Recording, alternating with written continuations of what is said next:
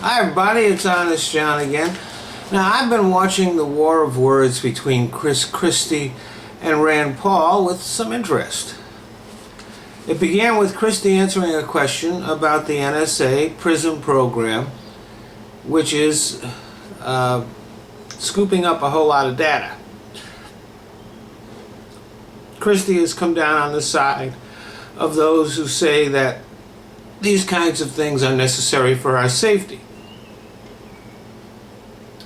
Paul, as a libertarian, wants to gut the program. But the disagreement is about more than PRISM. It's about the direction of the Republican Party. Now, I have long argued that the Patriot Act should never have been passed, that it should be repealed, and that those things that we're going to do to protect ourselves against terrorism should be passed one at a time, so that rather than having this big, bulky, unintelligible law that nobody knows what's in there, that the American people can have an actual debate on what should be done to protect us. So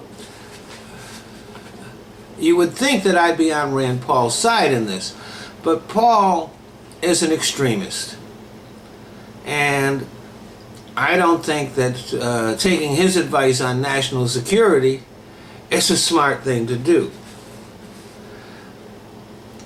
And besides that, this debate isn't just about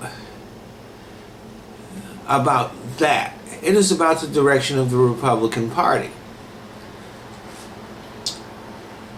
You have, on the one hand, Chris Christie, who's a pragmatist. He's deeply conservative in his views. I disagree with him on a lot of things. But he's pragmatic enough to forge compromises to get things done for his state.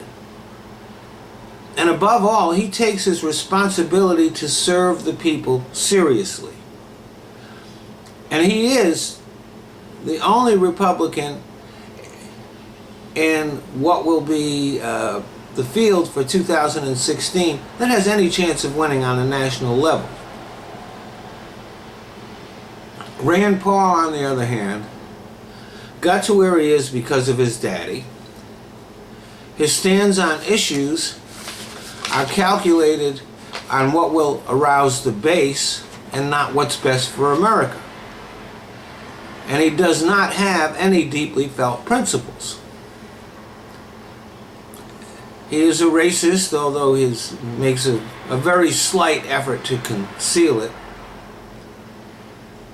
And he has presidential ambitions, but simply lacks the smarts and the gravitas to ever be elected president.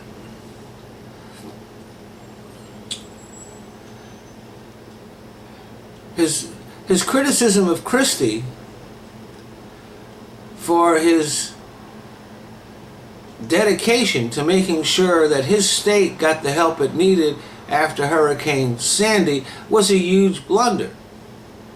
And Christie countered by pointing out that his state gets less money back than it sends to Washington, and that Rand Paul's state, Kentucky, is a taker state that receives more money than it sends to Washington.